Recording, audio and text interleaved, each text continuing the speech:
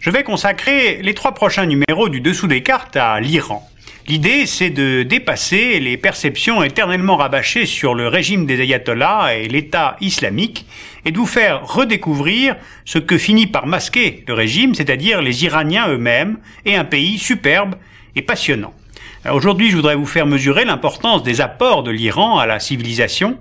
La Perse est l'une des plus vieilles organisations politiques qui ait jamais existé. Et puis la semaine prochaine, nous parlerons de l'Iran d'aujourd'hui. Et puis pour clore la réflexion, je demanderai à Olivier Roy, qui est un chercheur français du CNRS, qui est spécialiste du monde iranien et de l'islam politique, de nous parler justement de l'islam politique en Iran. L'Iran est là, sur le flanc sud de l'Eurasie. L'Iran, c'est l'ancienne Perse. Iran, cela veut dire pays des Aryens. Les Aryens sont des populations indo-européennes qui sont venues s'établir sur le plateau iranien vers le 2e millénaire avant Jésus-Christ, et dont le rameau oriental a fondé la civilisation indienne. Aryen, en sanskrit, cela veut dire l'excellent, l'honorable. Les Aryens étaient divisés en grandes tribus, et celle qui nous intéresse aujourd'hui s'appelle les Mèdes et les Perses. On voit sur la carte la province de Fars.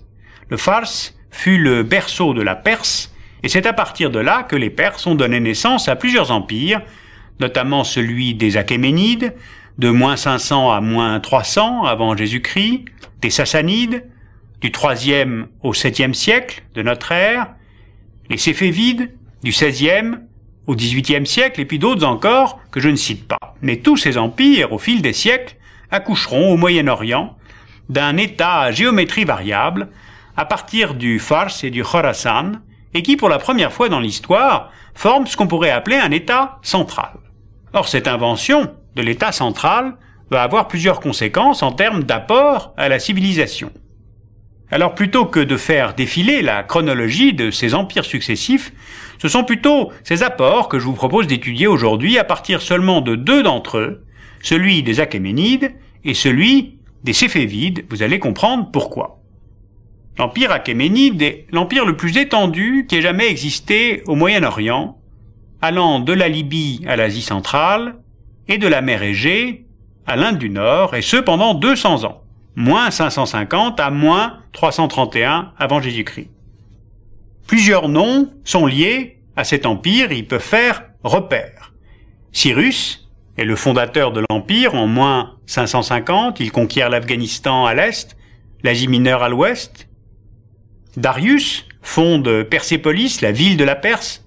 C'est lui qui règne lors de l'apogée de l'empire, jusqu'à ce qu'il soit battu par les Grecs à Marathon, en moins 490. On peut aussi retenir que c'est Alexandre le Grand qui va mettre un terme à l'existence des Achéménides en moins 331. Alors à partir de cet empire, 2 réflexions. Cette extension géographique et cette durée dans le temps sont possibles grâce à la mise en place d'un système routier et postal étendu, mais surtout grâce à l'invention de l'irrigation. Ce sont les Perses qui inventent les canaux d'irrigation, instruments de richesse sur place et instruments de colonisation hors du centre, car cela permet la tenue de grandes oasis à culture irriguée. Deuxième remarque, par sa position, la Perse forme comme une sorte de couloir logé entre les chaînes du Zagros au sud-ouest, les monts Elbourz au nord et le Pamir afghan à l'est. Et pendant des siècles, ce couloir permet le passage entre la Méditerranée et la Chine. C'est d'ailleurs par là que passe l'une des routes de la soie. Un couloir commercial, cela peut devenir aussi une route pour les invasions. Et cette route est de fait empruntée par Alexandre le Grand, par les Arabes, par les Turcs, par les Mongols, et un tel passage au fil des siècles va induire l'installation sur ce sol de peuples très divers.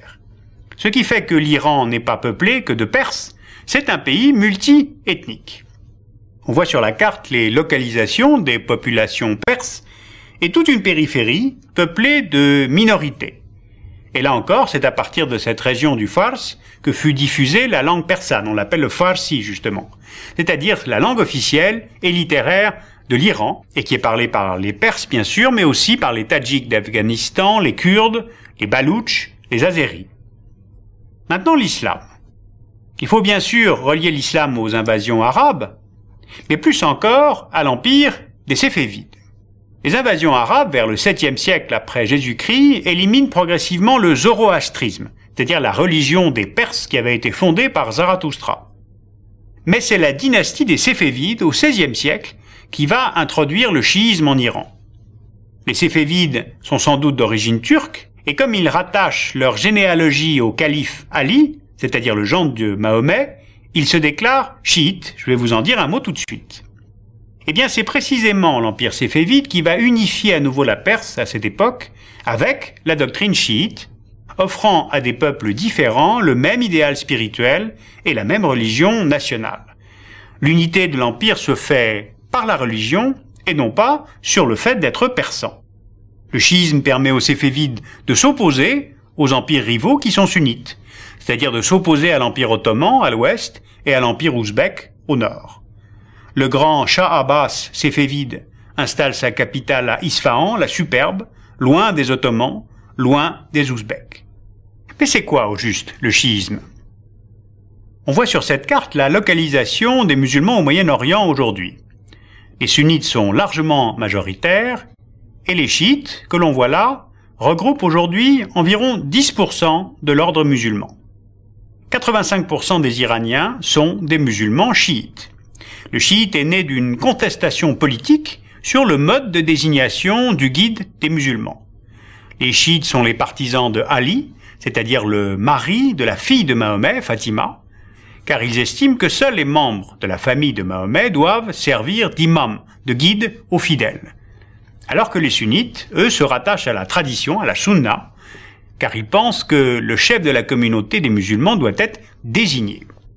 Voilà, j'ai simplement voulu retenir quelques grands mouvements de société pour trouver quelques repères dans une histoire et une culture très riche. On oublie souvent que l'Iran des Achéménides est, avec la Chine de Qin Shi Huangdi et plus encore l'Égypte des pharaons, la plus ancienne forme étatique qui ait existé au monde. L'empire perse a été fondé sur l'État central, qui s'étendait sur de vastes contrées et de nombreux peuples. Eh bien, cela a façonné une conception impériale pluriethnique, et au fond, c'est l'exacte antithèse de l'idée nationale. En fait, l'Iran est un pays très atypique. Il a produit une grande civilisation, il a de l'eau, du pétrole, une grosse population, il n'a jamais été colonisé par les Ottomans ou les Anglais, il a été le premier État de la région à constitution parlementaire, le premier État pétrolier pour l'exploitation et la nationalisation, et aujourd'hui, il est le premier État islamique chiite. La semaine prochaine, nous parlerons de l'Iran d'aujourd'hui, mais puisque nous parlons d'histoire, faisons un tout petit effort de mémoire de l'histoire récente. Le régime du Shah d'Iran, certes, était pro-américain, ce qui rassure toujours, mais c'était un régime qui ne respectait pas non plus beaucoup les droits de l'homme.